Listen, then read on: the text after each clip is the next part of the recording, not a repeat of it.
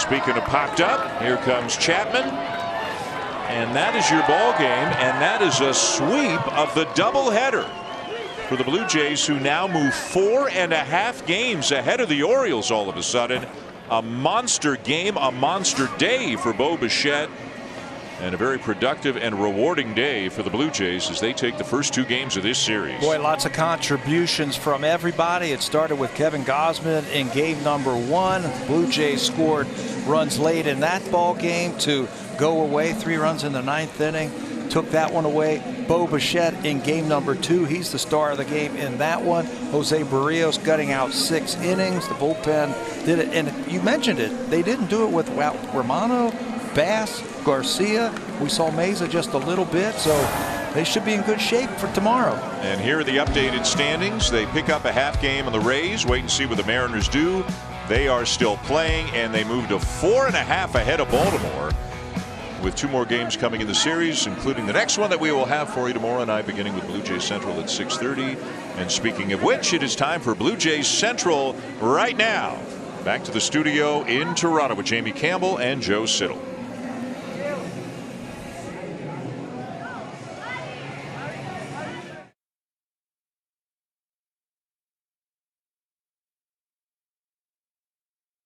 Well served.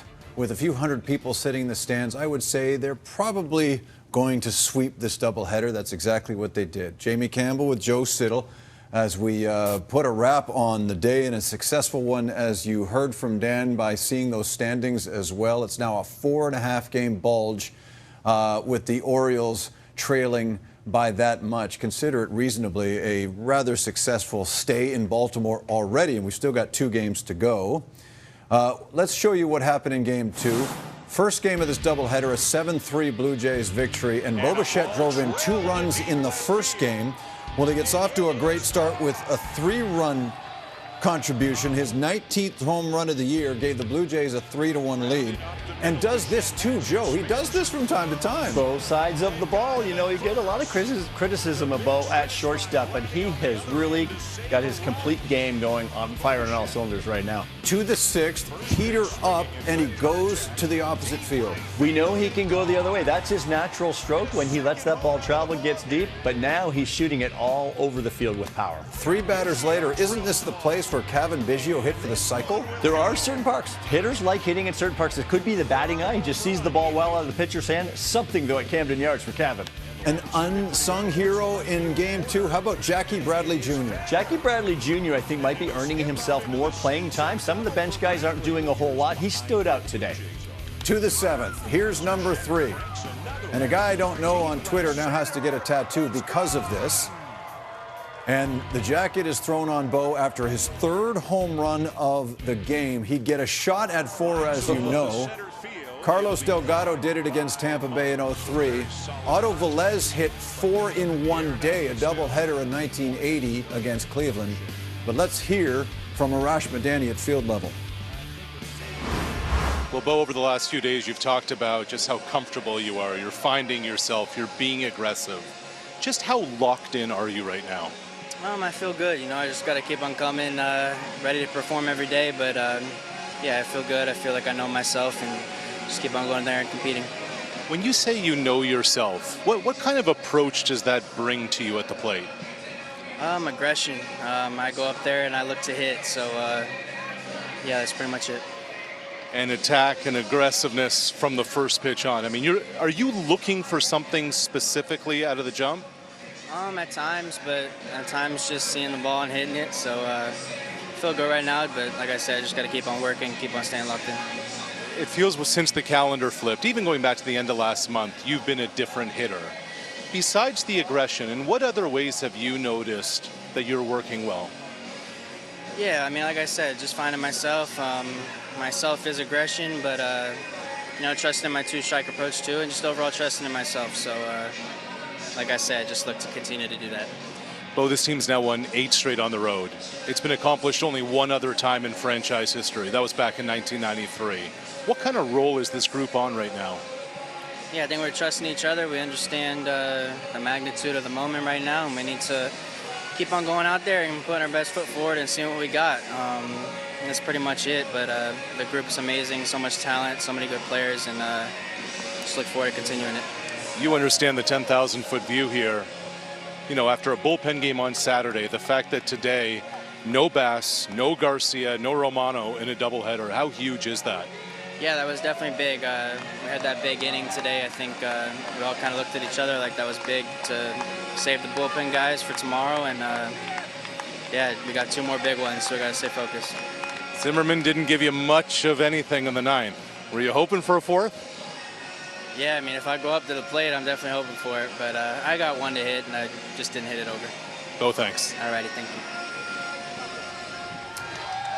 Well, as Arash stated, that's 8 straight victories on the road. Now 5 in a row, haven't lost on this trip. And they'll send Mitch White to the mound tomorrow. But as Dan and Pat were talking about, there are some weather concerns, obviously. What do you make of a guy, Joe, who hits 3 home runs on 3 different pitches? What I make out of Bo Bichette, and you can see the numbers here, September is turning into a very good month for him. This is a player, and just listening to him talk right there, I think he reveals a lot because he does not want to reveal a lot. He's not going to tell you when he's looking for a pitch. I think he's looking for a slider here. He came in, Vespi did, out of the bullpen, faced Vladdy, first pitch slider, so Bo comes up next hitter. Probably going to pitch me like Vladdy, right? I'm going to look for it. This one, not so much. And he told Arash there are times when he'll go up and look for a pitch. I think he did on the slider. That one there, I think he just reacted. He reacted to a fastball that was up in the zone, and he drove it out of the park. Now he gets a changeup 1-0. I don't think he's trying to drive this out of the park. I don't even know that he was thinking changeup right there. But he is just, if you're on the fastball, and how many times do you hear the word aggression out of the mouth of Bo Bichette? We've heard him time and time again talk about that is when he is at his best, when he is aggressive. Now, he went through a little spurt there where he didn't look as good at the plate, and he gets chasing, he gets really not being himself, as he would describe it, because that's when he gets away from that aggression, becomes a bit more of a passive hitter. I talked to him in spring training about his defense. He said he feels he's best when he's aggressive. Talked to him about hitting. He uses that word all the time. He studies the greats in all sports, and I think that word keeps coming back. He feels that you have to be aggressive at the plate. And I think when Bo Bichette steps in the batter's box, he feels now that he's the predator, not the prey. A lot of pitching coaches will talk about that. Teach their pitcher to be the predator on the mound, not the prey. I think what Bo is doing, he's reversing those roles, and he wants to be that guy in the batter's box, the pitcher's fear. In the early stages of this game, it looked like Barrios was getting squared up quite nicely. So how did he make it through 6 innings? Didn't have that lively stuff, though. We didn't see the good live sinker on his fastball. We didn't see the good spin on the breaking ball. And there were times that he just has trouble locating. On the home run derby, he's trying to come in here. Not bad. It's middle in, but it's 95. Looks pretty straight with that 4-seamer, and it looks very hittable. And that's what I mean about just not that extra, not just the sinker, but the 4-seamer, the life on the pitch. Now, he's got a great changeup. He'll use it against lefties. He does it first pitch to Rutschman, but then you come back fastball up in the zone. That's the part I don't get right there. If he looks bad on the changeup, come back soft again, because he might be right on your heater. What's he do next time? First pitch breaking ball, get ahead. That's what he can do so well. Come back with that changeup. I thought that was a much better sequence. That doesn't necessarily encapsulate his whole day, but I think being smart and sequencing your pitches help a lot too. But more importantly than anything, he did not necessarily have the great spin or consistent spin on the breaking ball today, or the consistent life on the fastball. But he got through it. He was dealing with base runners almost every inning. Aside from the home run by Odor right there, he was able to get out of it. That's a great sign. And I still think this is a bit of a struggling Orioles offense. I know this team has been doing really well, but I think what we saw today over the course of a couple games, this Blue Jays team is much better, as Ross Stripling stated. Okay, so the Blue Jays just scored 15 runs over the course of 2 games in 1 day. They got 12 2/3 innings from their starting pitchers. What's the positive that we take away from the day in its entirety? The Blue Jays enter tomorrow in Game 3 of this series against the Orioles with a fresh Anthony Bass, Jimmy Garcia, and Jordan Romano. They did not really need the big boys. We were talking yesterday after the Pittsburgh series thinking, oh, geez, you didn't want to have to use some of those big boys to get through the Pittsburgh Pirates. Well, they did. So they weren't necessarily going to be fully available today. They might have been available, but limited. And they didn't really need them to beat the Orioles twice. So that's what happens when your starting pitchers go deep. They go into the 7th inning, and then the bats do enough. That's where the offense kicks in. The offense has to help your pitching staff. That's what they did in both of these games. You didn't need the big boys. Now they go into Game 3 trying to win the 3rd game of this series all fresh with the big arms, the high leverage arms at the back end. And that's great news because Mitch White hasn't looked tremendous in a starter's role. He may need some help. If the sky is clear and give us an opportunity to see a game tomorrow night, hope you'll join us for Blue Jays Central. 6:30 Eastern, 3:30 Pacific. Kyle Bradish will go for the Orioles, who just dropped a doubleheader to the Blue Jays. How about that, folks? Hope you enjoyed it. More baseball for you coming right now. Cleveland's lost 5 in a row. They just started a game in Kansas City. Enjoy.